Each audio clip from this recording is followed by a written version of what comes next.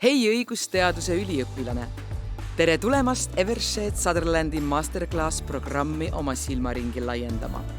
Siin saad istuda ise advokaaditooli ja lahendada päris elul põhinevaid kaasuseid. Kas teadsid, et Evershed Sutherlandi Masterclassi programm toimub juba 11. korda ja 1/3 meie tänaseid töötajaid on bürooga liitunud just selle programmi kaudu?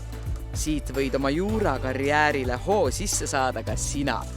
Aga nüüd tänase kaasuse juurde.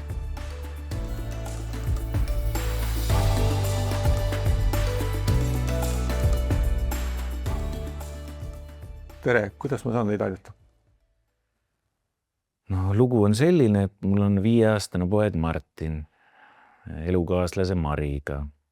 No tähendab endise elukaaslasega, sest me läksime hiljaaegu lahku aga me ei ole kokku leppinud elatist ja suhtluskorda. Millal te lahku läksite? Mis see hiljuti on? No umbes 4 kuud on sellest nüüd, aga meil on võrdne hooldusõigus.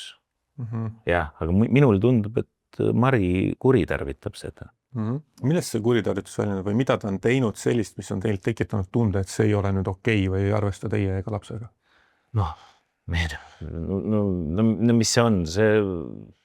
Selle ei olnud nagu enam võimalik. Ma tulin ise ära sealt. Ma pidin lihtsalt ära tulema.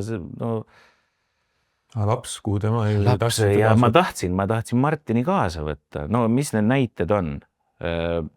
Minu ees. Mina olen seal, poiss on seal, Mari räägib minu kohta halba. Räägib poisile. Isa on mõttetu, kasutu, isa ei armasta sind, otsib uue isa. Poisile uue isa. Aga ma mõtlesin talle, lõpeta ära, et palusin ära tee seda, ta ainult pani juurde. Ainult juurde, ei. Aga viimased 4 kuud, kuidas teile tundub, on see jätkunud või? Ja, kogu aeg, see on näha, selja taga kogu aeg käib, see on paha. Mul on isegi, ma salajas võtsin neid monolooge, kui ma seal olin veel, ma võtsin peale.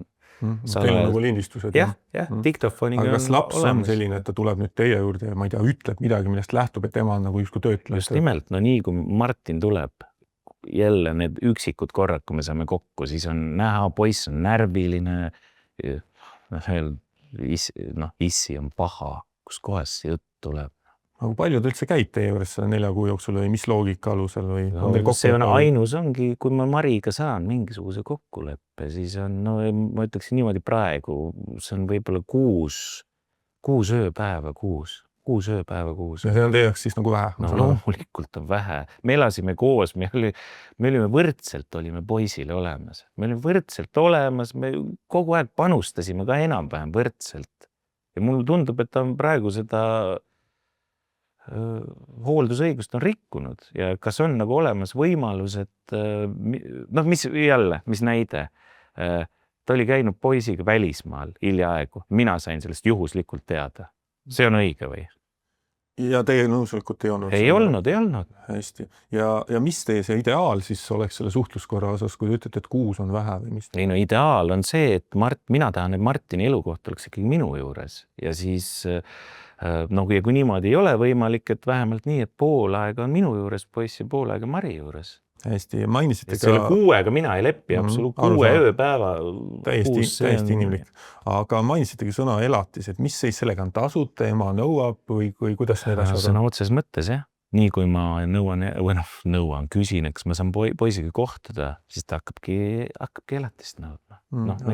Viimane näite oli siis summad. Summad on nii, et nüüd, et poisi paneb golfitrenni 300 € kuus. Mina pean pool kinni maksma. Ja teiega räägitud ei ole jälle? Ei ole. Mina pean maksma, muidugi ma olen ma ei tea. Aru saadav. Kokkuvõttes ma saan aru, et tegelikult on meil siin see klassikaline kompleks kaasus, et teil vajab lahendamist nii elatis, hooldusõigus kui suhtluskord, et kõik on täna natukene lahtine teie jaoks. Väga lahtine. ja kahjuks on see nagu nii nagu minu poole nagu negatiivselt kaldu, et ma ei... Hästi. Kuidas teile sobib see plaan, et mulle tundub, et ma olen teinud siin märkmed, vaatan nüüd üle, et mul on nagu esmane info olemas, et ma ei saa teile nagu anda täna nagu ammendavaid vastuseid ja garanteerida lõpptulemust, aga et ma nagu kõiges 3 valdkonnas, elatis, hooldusõigus, suhtluskord, anname teile nagu esmased juhised täna kaasa, kuidas te peate käituma, mida tegema ja mida seadus ütleb konkreetselt olukordade kohta, et see saate täna vähemalt selle teada, et kas Mari on midagi rikkunud või ei ole ja mida me saame edasi teha. No absoluutselt, sellepärast ma siin olengi, aga mulle tundub, et ta on nagu väga selgelt rikkunud. Noh, hästi, aga ma arvan, et siis teemegi niimoodi, et need märkmed pinnalt ma vastan teie põhiküsimustele siis ära ja siis oleme tänaseks lõpetanud. Jah, aitäh. Väga hea.